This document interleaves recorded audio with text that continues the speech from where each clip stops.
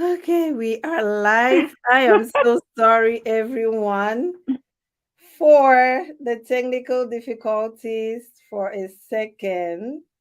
But we are live now, and we're just gonna wait for a few minutes for people to come on. Since technically we are late. Okay, let me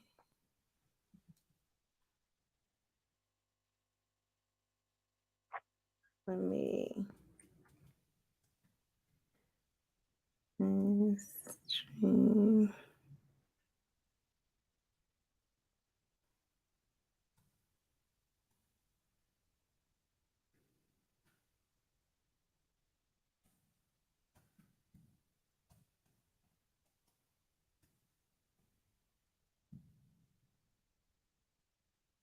Welcome. Let us know where you are watching from as you come in.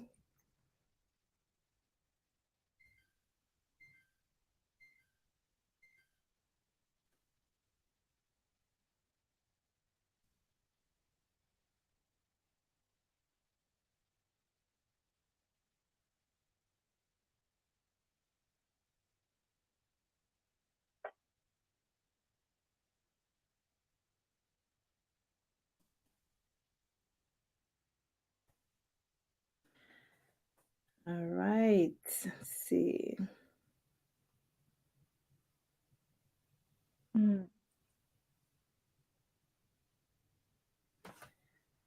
Okay, so let's just wait a few minutes and see people join. Let me check one other place.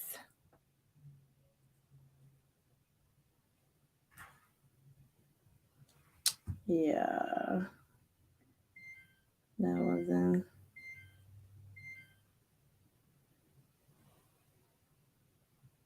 Okay.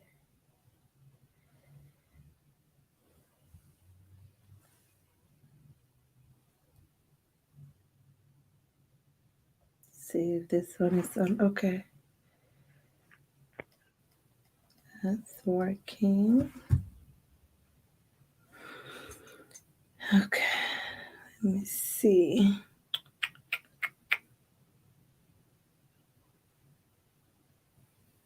It's so quiet. I wanted to play some music, but I'm scared of doing anything to spoil it again. So as you come in, please let us know where you're watching from. Um, let's be interactive. Let us know where you're watching from. Did you find me on Facebook? Let us know. So, of course, we are going to be talking about attention deficit hyperactive disorder today in children. Welcome, Michael. Michael is watching from Ghana. Awesome. We are so sorry that we are late. We had a little bit of technical difficulty, but it is fixed. It is what it is. We are live. I was saying we're going to be talking about attention deficit hyperactive disorder in children. I am going to let Modesta introduce herself. She has a wealth of knowledge and she's going to educate us um, on this topic extensively, and we are excited. So go ahead, Modesta. Thank you so much, indeed. Thank you for having me on today. I'm really excited to share this information with everyone. And I hope that it is a fruitful and productive time, and that others are able to get what they need. So, again, my name is Modesta Akifanya.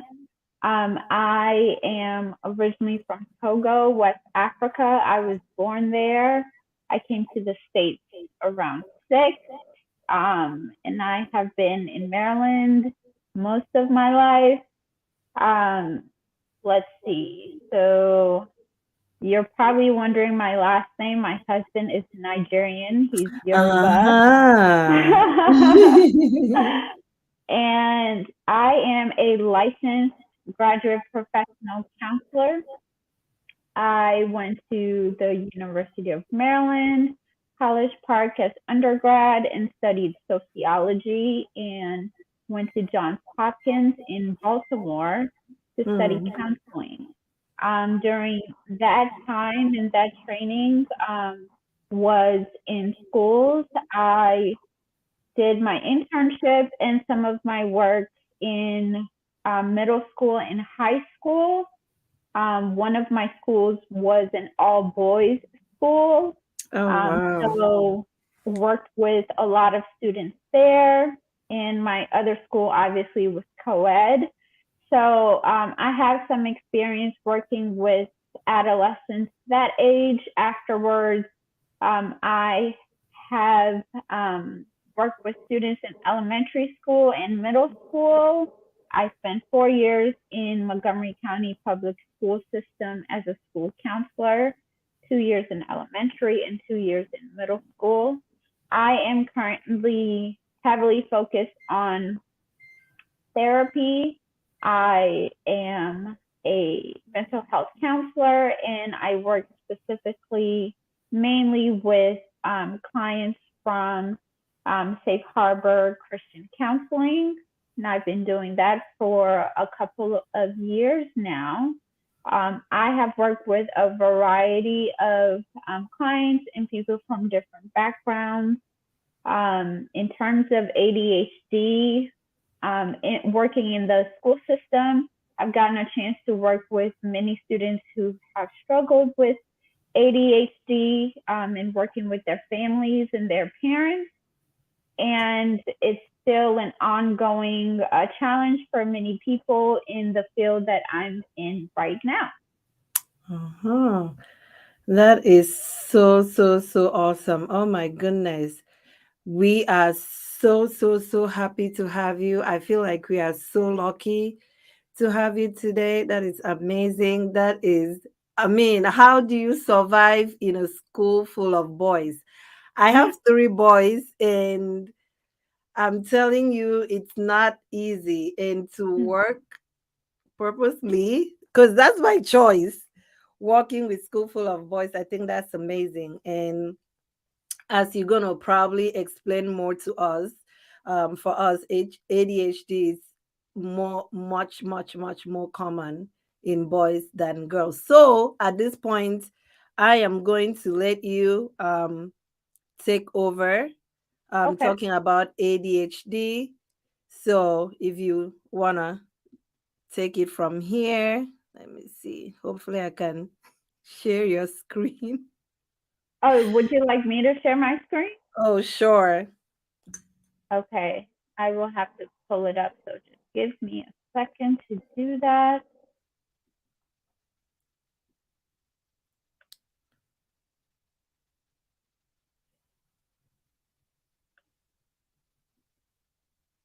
Okay. Can you see that? I have not shared it just yet. I'm just No, pulling. the one that I just put on. Can you see it? Um, yes, I ADHD. can. Okay. So yeah, I can, I guess I can. Let's see if I can move it. Okay, good. I can move it. All right. So you can Okay, go ahead. good. I will just let you know when I'd like you to move to the next one. Of course. Okay. All right. So, so today we're going to talk about ADHD in children.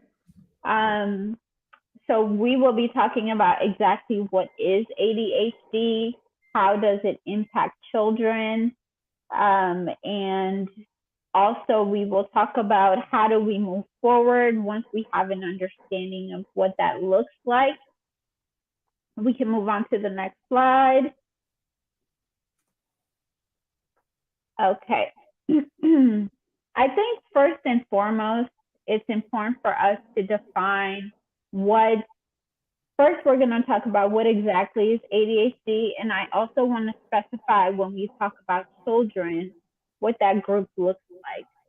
So, people have heard of ADHD, people have heard of ADD.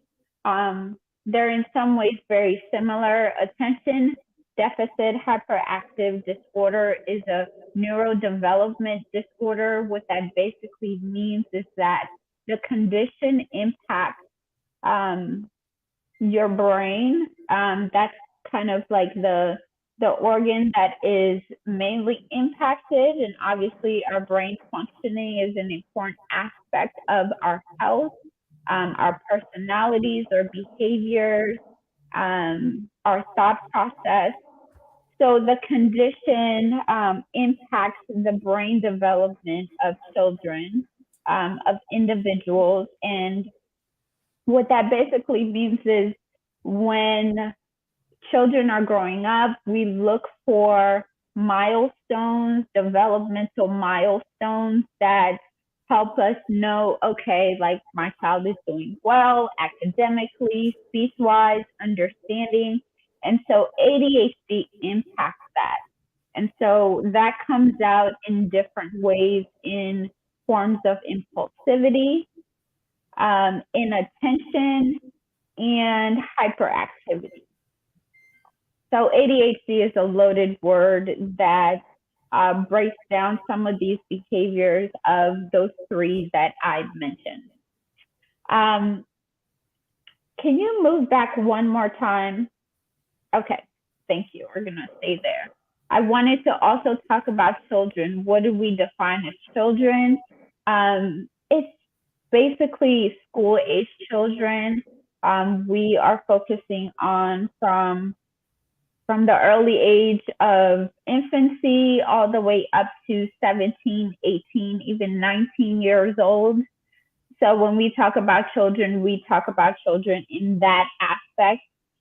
This is important also because as parents, you are putting your children in school. So we see a lot of those concerns come up in the context of education and how they're learning. So before we talk about how it's diagnosed, I wanted to share some information, some statistics about ADHD. So as you can see on the screen here, and this is a 2018 statistic, so it's not too far out from 2022. But in terms of children, the age when those symptoms kind of start to become pretty obvious are from ages 3 to 6. And the average age is often 7 when a child is diagnosed with ADHD. I wanted to also kind of focus on the gender gap of these diagnoses. Oftentimes, boys are more likely to be diagnosed, and specifically, according to this statistic, they're 3 times more likely to be diagnosed than girls. And I don't have the statistics for race when it comes to Black boys versus white boys, but there is a growing statistic that Black boys are more likely to be diagnosed than white boys. So overall, ADHD, according to these statistics, it is on the rise. And I would say also because of the impact of COVID and having to be inside and the growing times that we have with being on the screen. Actually, okay. I thought I lost you there. Are you still there, Indy? I am here. I was just featuring you. Okay, sounds good. I was saying that because of the impact of COVID, we can imagine that that has contributed to the growing diagnosis of ADHD. I wanted to also note that ADHD is also can be hereditary, genetics. So if you're finding that, hey, my child might have ADHD, it's also important that you get yourself checked as well. So just something to note and keep in mind. And then the last piece, obviously, children from English speaking households are 4 times more likely to be diagnosed. That is a quite fascinating statistic I haven't looked too much into. I'm not really sure as to the reasons why. My only possible thought and observation on that may have to do with perhaps the culture of the household. Um, and we'll talk more about that, how that can impact how ADHD can either worsen or improve in your child. And if you have any questions about statistics, please make sure you hold your questions till the end, and we can definitely talk more about that. Okay, so we're going to move on to the next slide and talk about the different tools. So I want you to first kind of pay attention to the corners of this particular slide. So I've identified most common tools that is used to diagnose ADHD in children. So we have the child behavior checklist, the Conners rating scale. The Conners rating scale is a common one in the context of school, as well as the Vanderbilt ADHD rating scales. They are divided up between the parents completing a part of the assessment and also a teacher or more than one teacher. And oftentimes, let's say you as a parent are concerned about your child and you want to see if perhaps your child does have ADHD. Oftentimes, these assessments are completed by a school psychologist or a special educator that works in the school who can kind of speak to the results and can help better explain what they mean. So these particular scales are divided by those two categories. And then we have the ADHD other rating scale type 4. This version is also present for adult ADHD. That is the rating scale, I believe, 5. So if you're ever curious, if you want to explore one for yourself, you can always do that. For most of these assessments, you can access them. The ADHD rating scale 5, you can access them just by researching and Googling them. You can access like a PDF and kind of fill that out yourself. For the Conners and Vanderbilt, that's a little bit more structured. I also have one more assessment tool, which I commonly use with my clients, which is the DSM-5. That is the Diagnostic System Manual. And the 5 is basically the 5th version. There are always updated versions of this. And this manual pretty much provides the criteria of a number of disorders, not just ADHD, but different types of disorders. And as I was mentioned, so when you think about ADHD, there are 3 aspects of it, but oftentimes people like to categorize it in 2. So the 2 categories are often the inattention, and then you have the hyperactivity with impulsiveness. So the inattention, the next slide, we will talk more about what those symptoms look like, but just wanted to kind of give you a visual presentation. When you think of ADHD, they can be presented in this way. In the event that your child goes through a diagnosis, your child may receive 3 different conclusions. The first one is the inattentive presentation. That basically means that your child is presenting a majority of symptoms that are centered on inattention. And then the second type is hyperactivity slash impulsiveness presentation. Oftentimes those are together. And if the result comes down to a combined presentation, it's pretty much all three of those. Excuse me. In terms of the number of symptoms in order for someone, a child, to receive a short diagnosis, I'm going to speak particularly from the DSM-5. But when it comes to adolescents and children, we want to look for 6 or more symptoms that are present in each category.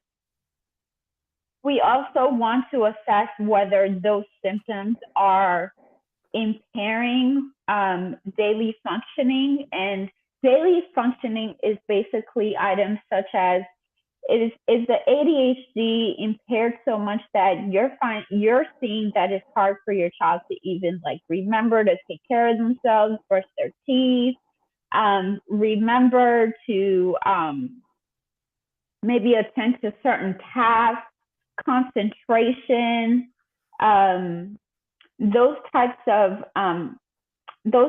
things is what you're looking for.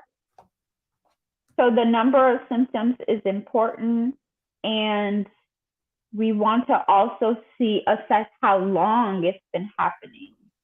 So sometimes you might need to wait a little bit longer to determine, okay, it's very clear that you do have ADHD, because it is a condition that impacts the development of the brain.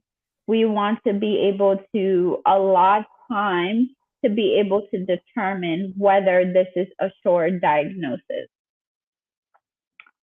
Okay, and we can move on to the next slide. Okay. So as I mentioned, we're going to break it up into different categories. I wanted you all to see the examples. These are the symptoms that we're looking for. These symptoms are also oftentimes found in different diagnostic manuals, such as the DSM-5 and some of the rating scales and assessments for ADHD.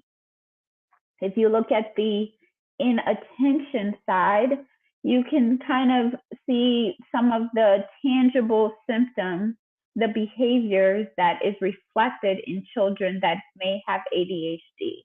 So paying close attention, making mistakes, being able to sustain attention. So maybe that might look like just really being impatient, or not wanting to like wait in line, or not wanting to like keep their attention on something. You may find that, hey, it shouldn't be this hard for your child to sit in the classroom, for instance, and listen to the teacher talk for 30, 45 minutes. But if you're finding that your child is having issues that way consistently, that might be a sign. Not listening when spoken to directly. I think culturally speaking, we might say that, oh, you're just being disrespectful, but that may not necessarily be the case. It could be something that's happening cognitively in the minds of our children. So not following through with instructions, difficulty organizing. So ADHD impacts various aspects of our brain. The organization speaks to the executive functioning aspects of our brain that allows us to make decisions, that allows us to organize and discern. So this is a serious matter, so we need to make sure that we're paying attention to when we're seeing outside external behaviors, what may be going on internally um, to children when they might be having difficulties with ADHD. So when it comes to like avoiding tasks or like the procrastination is worth assessing a little bit more as well. So if your child is procrastinating on something, it really depends on what it is. Is it a task that for them, it requires a lot of like mental focus, a lot of mental energy? Um, so that's something to pay attention to. The forgetfulness, the being easily distracted. Um, so inattention oftentimes is not the part that a lot of people associate ADHD with. Oftentimes, people associate ADHD with the other side, the hyperactivity. I think it's really important for us to recognize that um, there are different manifestations of ADHD. Some people, if they think of someone that might have ADHD, they think of someone that can't stop talking. They talk all the time. They have all this energy. They're always on the go. While those are symptoms that are associated with the hyperactivity aspect, that is not the only picture of ADHD. So as you can see on the other side, a lot of the symptoms are associated with a lot of energy, the impulsivity, and constantly just having to go, go, go. And I will note that with the hyperactivity, while these symptoms you can see very clearly with children, you can also see them with adults. Sometimes with adults, um, it is characterized by always feeling like you have to be on the go. Like your schedule has to always be busy. You can't stay quiet. It's uncomfortable for you to just sit in silence. Those are some of those things that can manifest itself if it turns into ADHD with adults. Okay. I think a few more things for this just to help parents and audience to just be reflecting as we're talking about this. The impulsivity and the hyperactivity is characterized by a struggle with control, being able to truly have that control of your speech. So we're talking about the constantly blurting things out or interrupting people, but also like physically controlling yourself because the hyperactivity, the level of energy is so difficult to manage, especially for children. So just keep those things in mind. A lot of this obviously is biological, but the environment also can play a significant role in helping those symptoms to help children learn to manage those symptoms. So we can move on to the next slide. Okay, so just want to pause here for a second. So far, when we talk about ADHD in children, we've talked about how it impacts them, obviously, biologically with their brain development. We talked about the symptoms that are associated. What are the tangible observational things that we can see to help us determine what is going on? We've talked about how common ADHD is and who is getting diagnosed when we talk about children. We talked about the tools for ADHD. And before we move on to this part of how we can support children with ADHD, I just want to note also that when it comes to diagnosis, Individuals who are certified professional individuals who can diagnose ADHD include your doctor, a psychiatrist, a mental health professional, and let me see, doctor, psychiatrist. Yep, those are the main three groups of individuals who are qualified to make that diagnosis. Okay, so let's talk about how we can support children with ADHD. Perhaps you are in the audience and your child does have ADHD, or as we've been talking about, you're seeing some really clear signs that, okay, my child has this. Perhaps your child already has a diagnosis and you're still trying to navigate and figure out what is the best way to support your child. So we're going to talk about that in the next slide.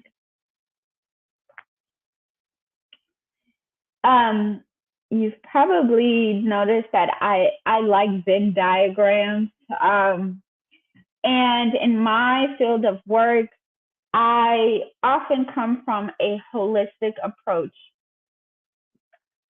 When people hear of ADHD or other mental health challenges, sometimes people can have a tendency to just jump to medication.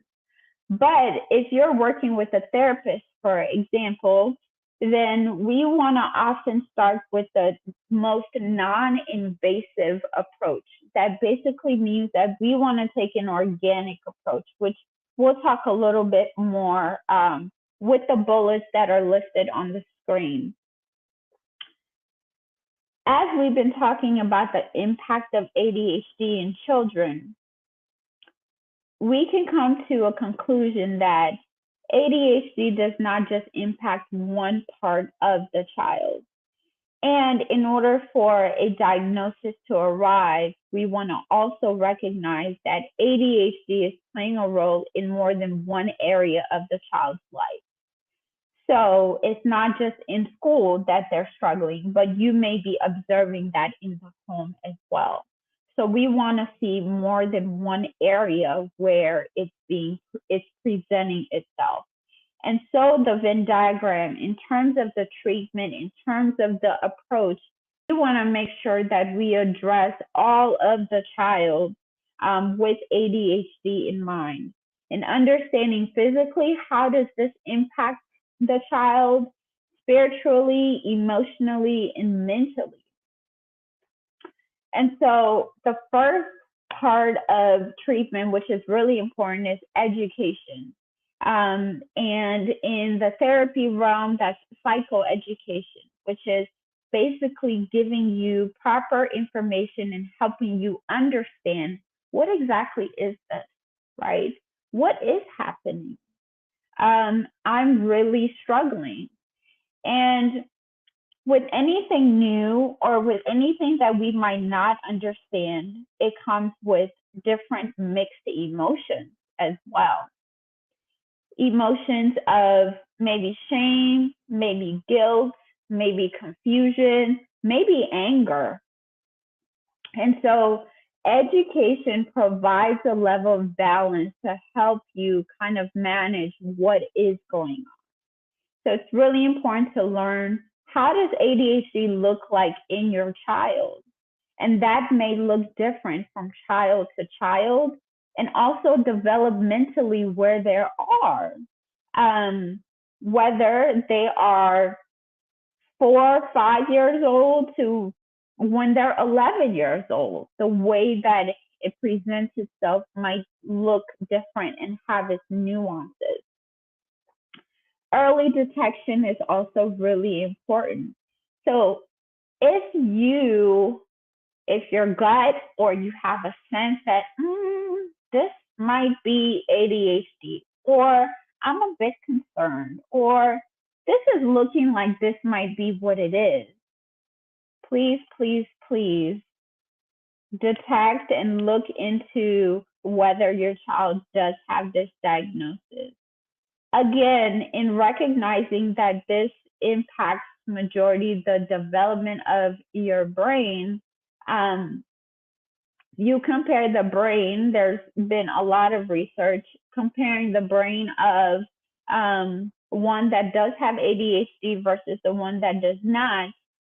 What you find is that there is a delay in the maturity of certain aspects of the brain. And that is what's happening in the mind of a child that has ADHD. So children are constantly developing, as we know. And so the condition actually creates a greater stumbling block for children. So it is a true challenge and a true struggle. So it is quite important to be able to kind of move forward and look into what might be going on in getting your child assessed. So, as I mentioned before, taking an organic and non-invasive holistic approach. So the organization, the communication skills, we want to also look at diet. There's growing research that talks about having a healthy diet is actually a positive impact. It is a protective factor for various mental health issues, such as anxiety as well.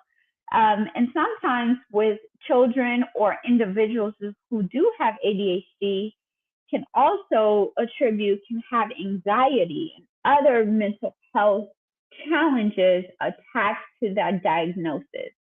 Um, so it is really important that we are able to look at all those aspects of what's going on. So I also mentioned movement and hygiene. Along with diet, there's also growing data on exercising, moving. We are moving people. We are created as individuals who are physical beings, and moving is a part of how we are made. And so it's really important that we're able to assess kind of what is the baseline. Are you eating well? Are you sleeping well? How are your relationships? How are we seeing ADHD impact all these aspects of your life? So that baseline allows us to kind of move up and help you be able to gain skills that are going to help the child be confident in all the spaces that they step into. And then the last piece is the medication management. Medication, I recommend, is often the very last approach in treating ADHD. If at any point, let's say your child does get diagnosed in the school system, let's say that your child receives an IEP, which is an individualized education plan, if the diagnosis is very severe, or your child receives a 504 plan, which is an accommodation list that meets the needs of your child and addresses areas where they'll be able to receive assistance to help them be successful. So if it's in that context, then let's say that they are doing well, they have these supports. Maybe at home, you are helping your child also get organized and they have routines. They have all these supports, but you're still seeing perhaps your child may benefit a little bit more with a medication. It's really important that all of these things are addressed first. I would recommend that they get addressed first before jumping into medication. So once all that is addressed, and you might think, okay, your child may benefit by just having the medication and continuing to teach them the skills that can help them manage their symptoms better, then by all means. Medication does not have to be a permanent thing. And that's why it's called medication management. It's something that we're continuously looking into. We're following up and assessing what's working and what's not working.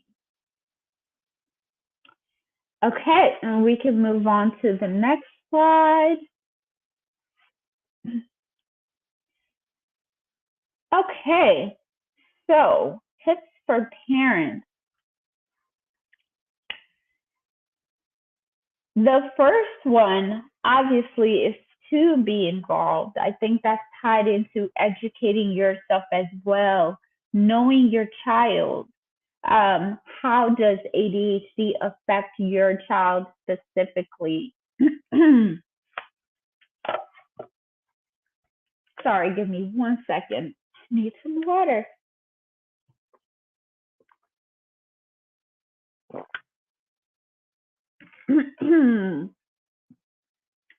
Being involved also means that you're an advocate for your child. And so the first two bullets go hand in hand. When you're able to understand how does ADHD affect my child, you can speak into that. Being involved also means being able to be a safe person to have a conversation with. This might be a very confusing, difficult time for your child. And it is very, very important that you validate their feelings, how they are processing. Excuse me. The third part, focusing on teaching your child one thing at a time. One thing is we know about ADHD and the limitations that it creates on the brain developmentally. It is really important to teach them how to slow down. And it's okay to slow down. A lot of times, even if you don't have ADHD, it's very important to slow down, to do one thing at a time. Culturally, we live in a world where multitasking is praised and you need to be doing all these different things. And that's okay, but that doesn't have to be, that's not the most important thing. It's really important that we all learn how to do things well, one at a time. So teaching them to do different skills, not overwhelm them with, okay, you need to learn how to manage your emotions and not just blurt things out all the time. And I need you to figure out how you're going to organize all of your classes. And let's not do that, right? So we don't want to overwhelm them. We want to present them with gentleness, with compassion, and let them know that they're not alone and that you are an advocate for them. And that puts you in a very important place to parent your child, to continue to nurture that trust. As trust is, I think, the most important thing in a relationship, whether we are talking about ADHD or something else or nothing else. Trust is the most important thing. And children need to trust you if you're going to speak into them, if they're going to listen to you, if they're going to consider what you have to say, if they're going to care about what you have to say. Your trust is very, very important. Work with your child's school. So when you're educating yourself, when you're getting involved, when you are paying attention to what's happening to your child and how you can support your child, please take the next step to work with your school, whether that is contacting your child's teacher, meeting with them and having a discussion, maybe reaching out to the principal who can point you to the right direction. Oftentimes when you reach out to the teacher is kind of like the liaison who can point you to the right people.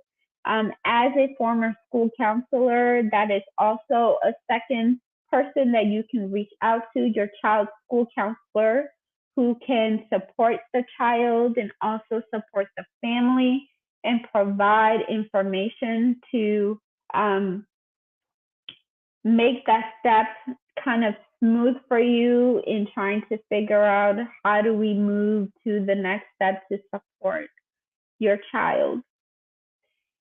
And the other piece is connecting with others for support and awareness. I think this might be, more for parents.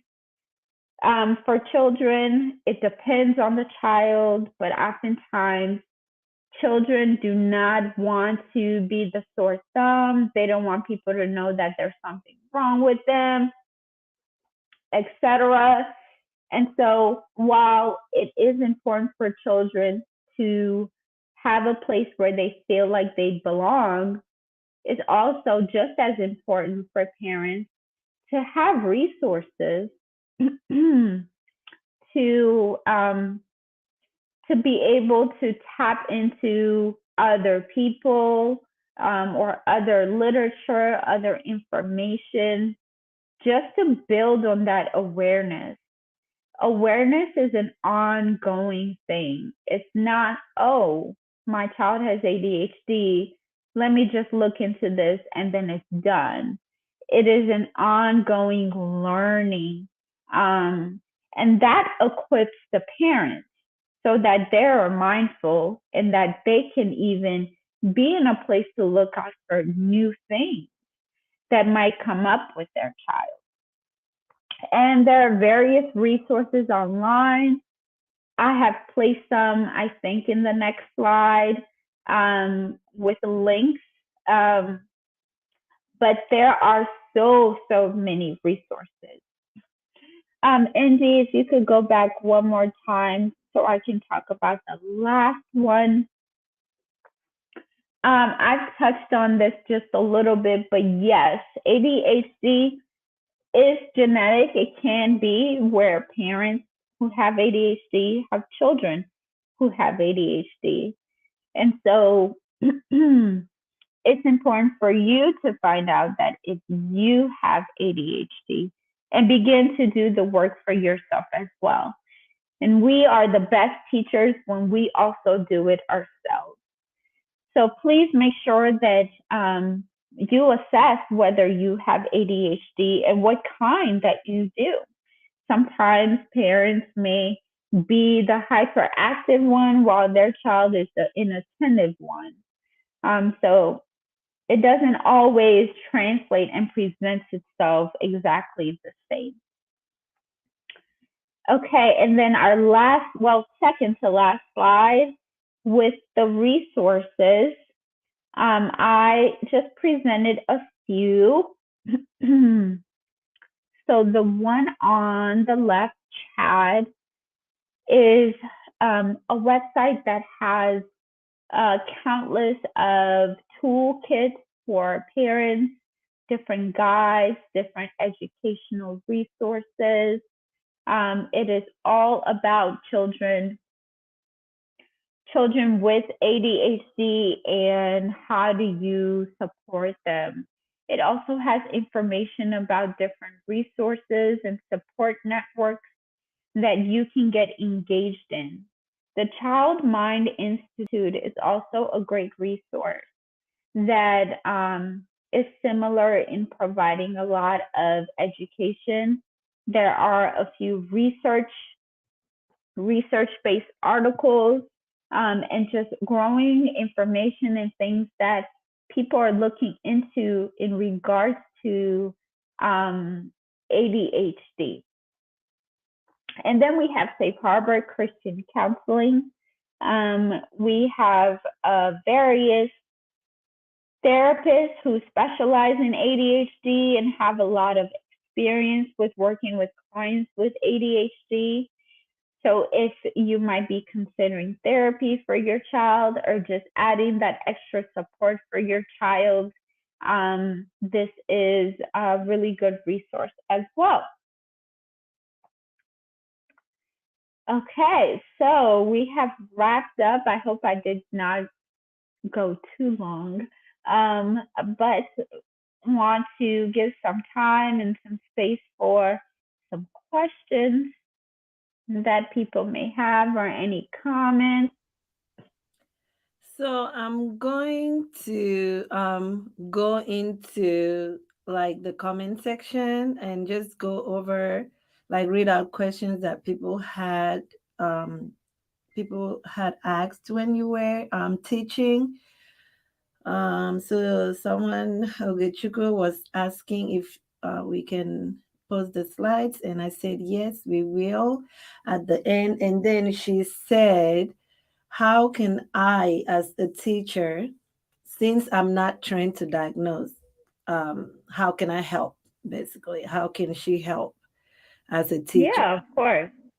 Um, I think it's similar. Obviously, educating yourself, being able to um, identify, like, excuse me, if you see the symptoms, if you're seeing, excuse me, if you're seeing the impact educationally, right? That's one area that you are interacting with that child. Then I would encourage you to reach out to the parents, to um, maybe reach out to um, what do we call it? Sometimes there are different names for those that are in the school, but a support staff, a those individuals that support teachers, anyone that may be on the leadership team. Mm-hmm. Um, so I would go there. I would reach out to the parents, have a conversation with the student as well, kind of check in with them and see, hey, I'm noticing X, Y, and Z. Can you tell me a little bit of what's going on? Like, are you feeling that you're struggling here? So I would just encourage you to start with a conversation if you're seeing that. Okay. The next question is, um, can ADHD affect speech development among children? That's from Michael, Taki Michael. Yes, in some ways it's not completely a one-to-one. What I would say is that ADHD impacts when it comes to communicating, not necessarily the speech development. While there may be some cases where it does, um, but ADHD impacts emotion regulation. So that does impact some level of communication, of how the child is trying to communicate, especially if, let's say, the child is overwhelmed with different emotions, but because of the condition, they're unable to express it appropriately or even clearly. And so when we talked about some of those symptoms, those may be a reflection of challenges with communicating properly. Okay. I hope that makes Yeah, because I think, um, like you said, it not necessarily affects the speech development, but expressing themselves when right. they are emotionally overwhelmed and when they are like hyperactive. Yeah, it can affect how they communicate and how they express themselves and how they express themselves, even to their peers. They Mm-hmm. might come out as aggressive in how they speak and all of that too. Um, so the next question was, as teachers cannot diagnose ADHD, how do we convince a parent to seek medical diagnostics for a child? Yeah, I think, yeah, I think that's like the hardest one, right? yeah, When you have a parent that's not seeing what you're seeing and you need them to act. Um, Especially working in the school system, it is challenging because those are the people that you speak to, those are the individuals that care for the child. Um, I think it's a matter of, first, it depends on the parent. So there are different kinds of parents. There is a parent that is unsure, but is also very concerned. Um, that parent, I think it just takes a series of conversations. It's not necessarily, hey, because teachers are actually not allowed to say, hey, your child has ADHD, or they're not, they're discouraged to speak to parents in that way, due to privacy issues. But I think that with those kinds of parents, there's an approach, and similar to children, it doesn't change when we become adults. Trust is still very, very important. So developing that relationship, so it might mean that ADHD is not the conversation if we're talking about other parents that might be um, kind of more aggressively against their child getting a diagnosis. It might just mean building a relationship, um, because you are in a position to speak about their child. You are in a position to speak into them as well. And so developing that relationship and that trust is really important. And I've seen that with parents working in the school system as well, where, you know, they're ready to, hang up on you or cuss you out or what have you. I think it's just important to remember that they too care for their child in their own way, in ways that we may not understand. And so we have to figure out how we can bridge that gap. Um, so I would say start with small, bite sized conversations. That's one. Number two, aim to develop a relationship with them, whether that's through your students or that's through, hey, just maybe weekly phone calls or monthly phone calls and say, hey, I'm just calling, giving you a praise report about your child. He or she's doing a great job, but I'm seeing that,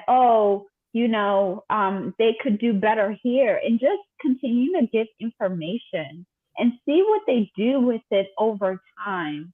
Um, I think the challenge is like we can be set in our own ways, but we should also give each other the opportunity to change. And so with that mindset, I think that can be helpful in how we engage with people that are difficult, whether we're talking about difficult parents, when you really want to support that child, um, or just difficult people in general. Yeah, and I think for me, I think also the wordings.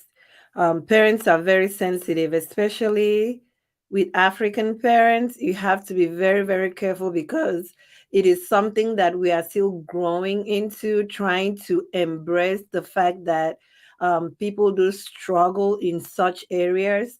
So it's like it's something that it's not easily acceptable yet.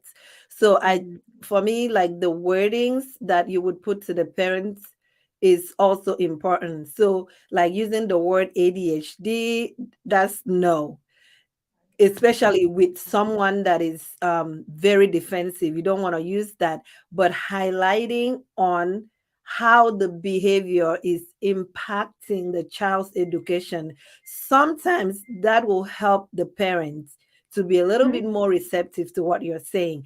You would say, Mm-hmm. I think your child would really do much, much better than this, but because these are the things that are holding him back, he's not able to move forward. So highlighting on those things that you say, okay, this is what I think we should do with your help.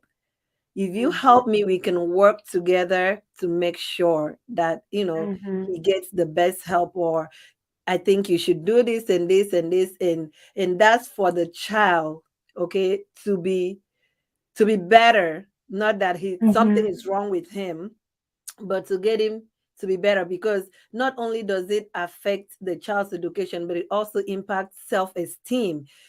Children don't like getting in trouble all the time. Even though they do, it does affect how they feel whenever they Mhm. are constantly being said, you're in trouble, you're in trouble. It does affect their self-esteem. So if you highlight those things to the parents and say, hey, I think this might impact his self-esteem, how he sees himself among his peers and his education, and that helps the parents to open up a little bit and remove themselves out of the scene, because Mhm. sometimes they say, oh, if I take him, what are my friends gonna say? And they are more concerned about what people are gonna say than the child. Mhm. So when you Mhm. highlight the child and stuff like that, it helps them a little bit to remove themselves and actually see that they're actually going to be helping the child to be better. So that helps. Um, Yes, you're definitely right on that. company, I completely agree. you said They're African difficult to handle. African parents difficult to handle. Definitely, Mhm. you have to Mhm. tread with caution and walk with wisdom. Mhm. Um, Mhm. so They this, all care about their grades, and I think that is a very good point yeah. that you've made. That if we're talking about the optimal success of their child, what are the things that we are going to do to set them up for success? The language definitely is important.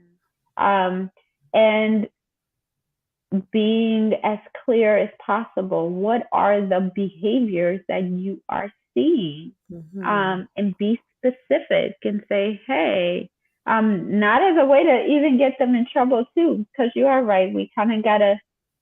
It's a art, is a skill to kind of figure out how do I say this to this child's parent without getting them, beat this weekend or like, getting in trouble. So it is definitely a challenge.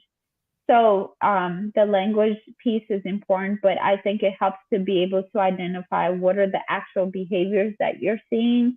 Like, for example, the careless mistakes, for instance, I think that might be a good example. Like, so and so is so excellent. They did such a great job. I'm noticing there's a pattern here Mm. that they were able to verbally express their knowledge and their proficiency to me, but when it became on paper, it wasn't matching up. Like, what can we do here? So being able to like identify examples, I think may be helpful in being able to modify the language and in talking to African parents in particular. So, this is a difficult one. I don't know, but that's that should extreme ADHD. I guess kids be separated from the class to protect other children. Well, that is a loaded statement because it's creating already assumptions that are actually most of the time are not true. Um, what that question is saying is that ADHD children, extreme ADHD children, are dangerous. Um, and we want to be careful of that. Um, my answer would be that it depends on the child. It always depends on the child and it depends on the need of the child. And what is extreme ADHD? I mean, does it mean that it's more of I think it's more of the hyperactivity Behavior. Mm-hmm. than the inattention. And I will say that oftentimes you don't pay attention to the inattention. They're oftentimes the ones that are more quiet. They don't raise their hand because maybe they're just so lost, like they don't know what's going on. Um, so that question is speaking, I'm going to say mostly to the hyperactivity, the one that's always like disruptive, maybe, or if they get called out, they get really angry, or they want to like start a fight, or they just disrupt class. Um,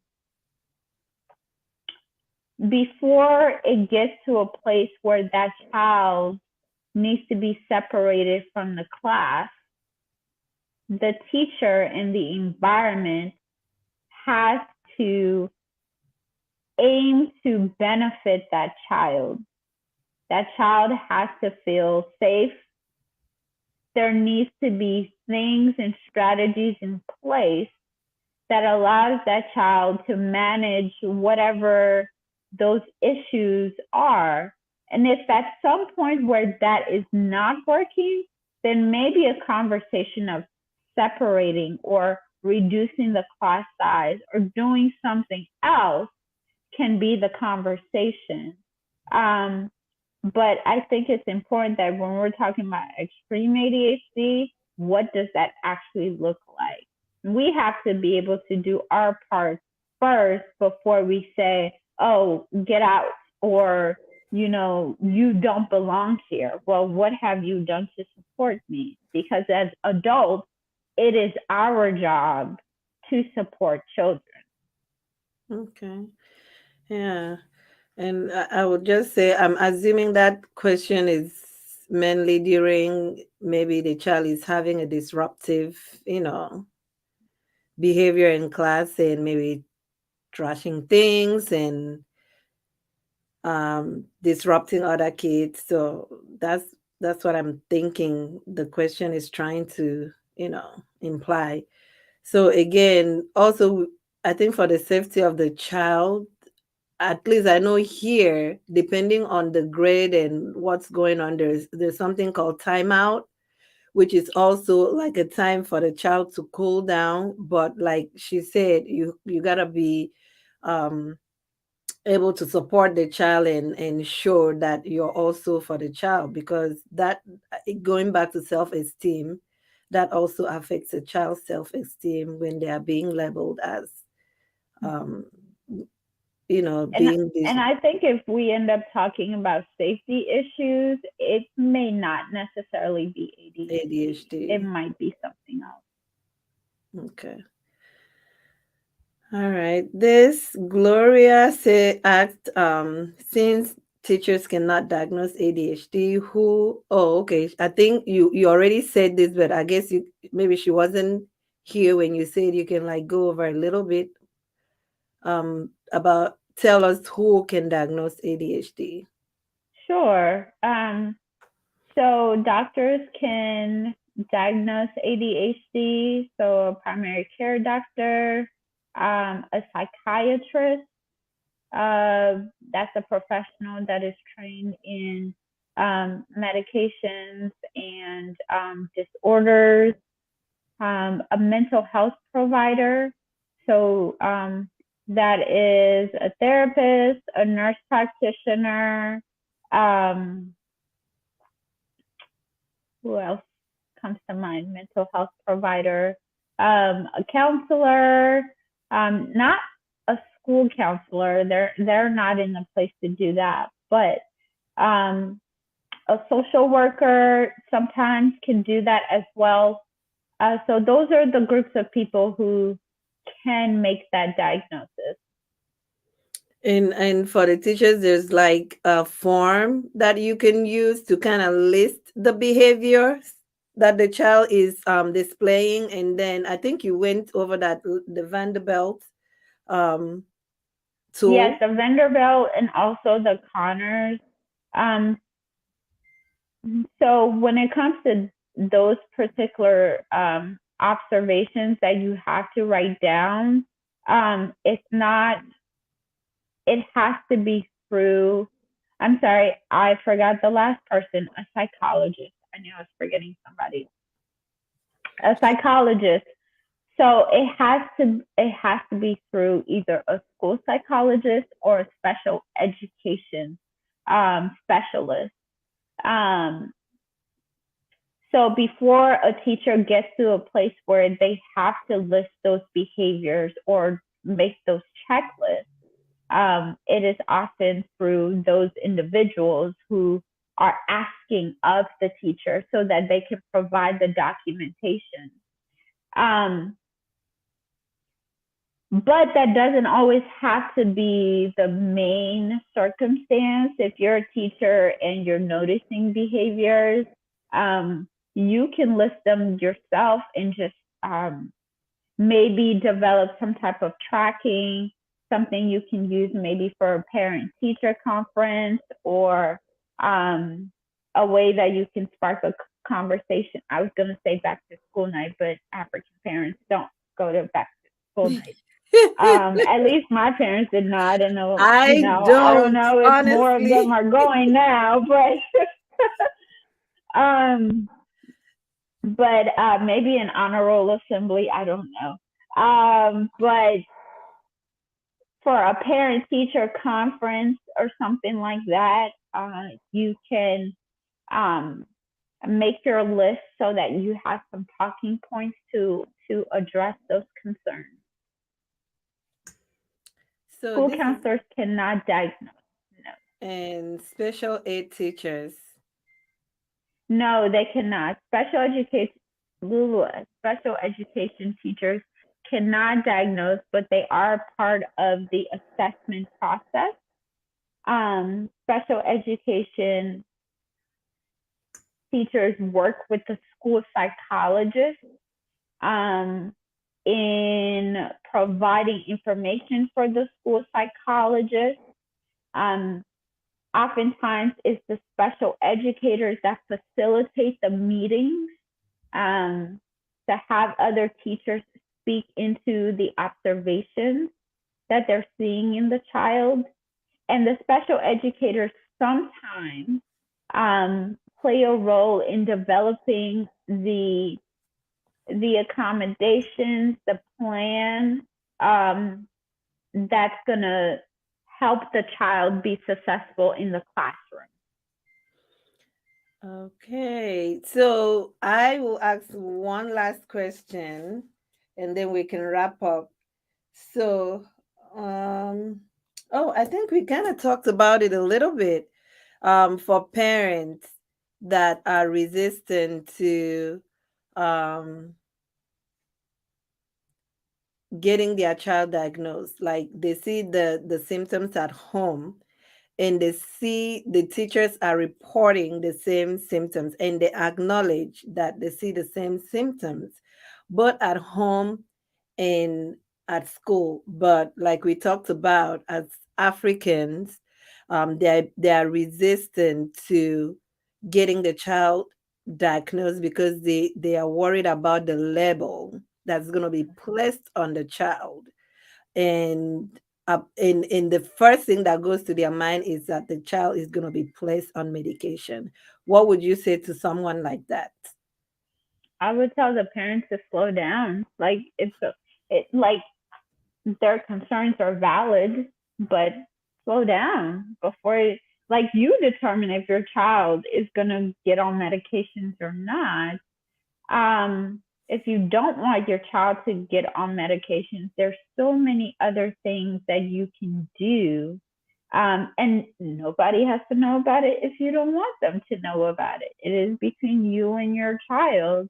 Um, there are various programs. There's so many things online. Um, and go at your pace. I think with parents that are resistant and they're like, no, I like to encourage those parents. I like to help them think about, hey, like, you can actually do this. If you think, oh, I'm not that parent, this is not what I do, this is not what I imagine, that's okay too. But here we are, and your child is struggling. Um, I think sometimes you have to get an auntie or an uncle that is seeing it and have them talk to your mom and dad too. Sometimes you have to get to that point.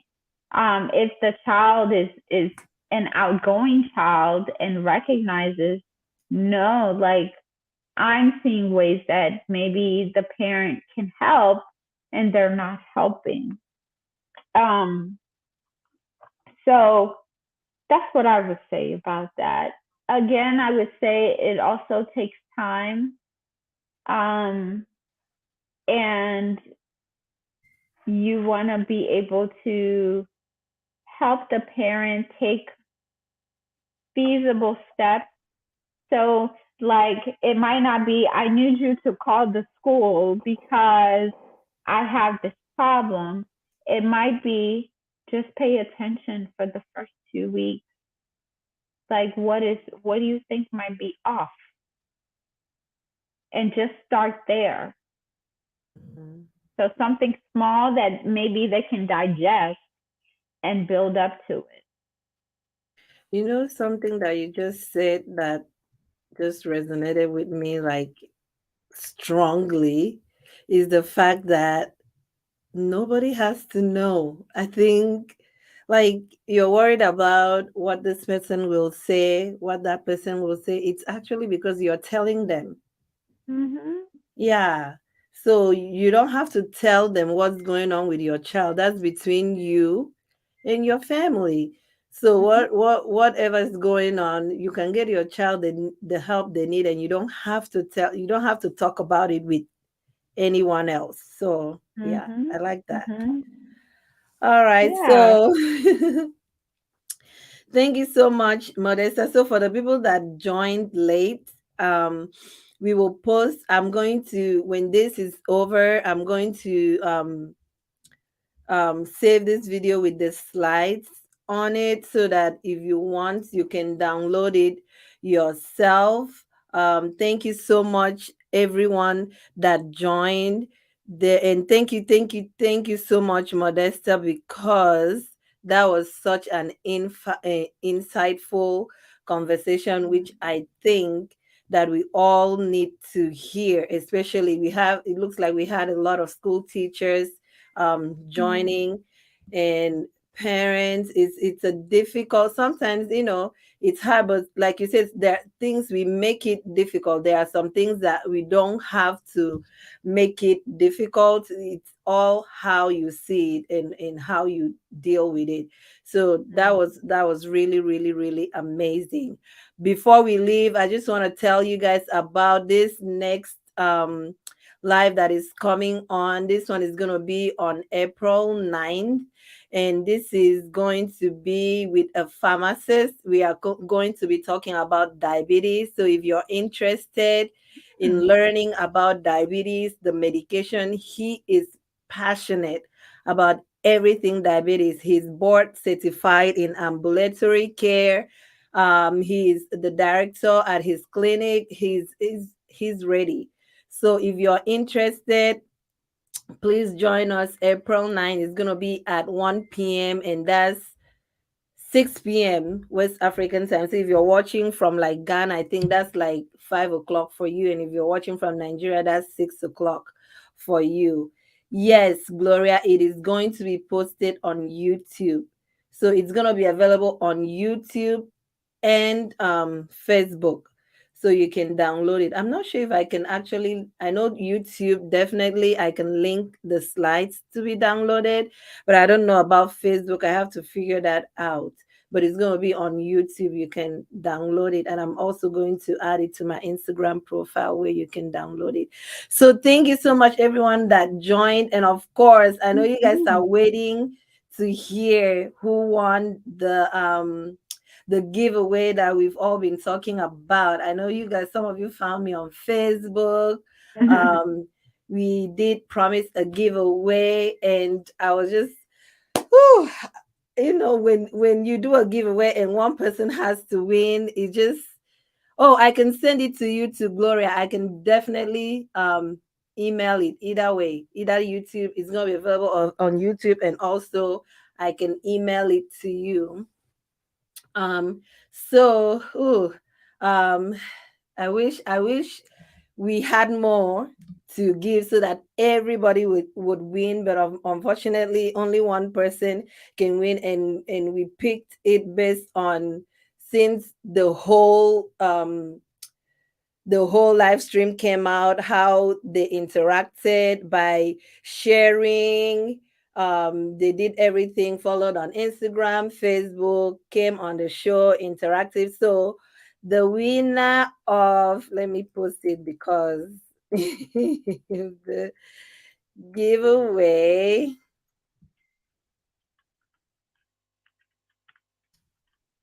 is,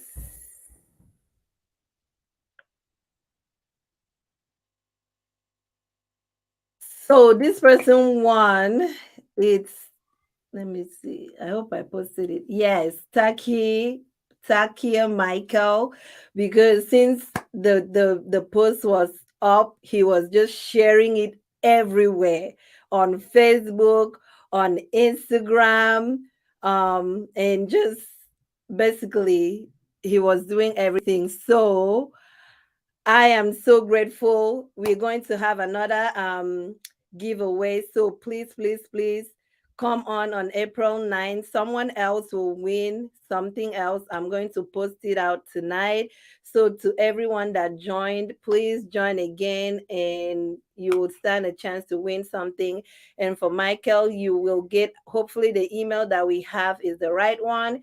If it's not your best email, please send us in DM me, or give me the right email, and we will send you your gift. We can send you an e-gift from Amazon.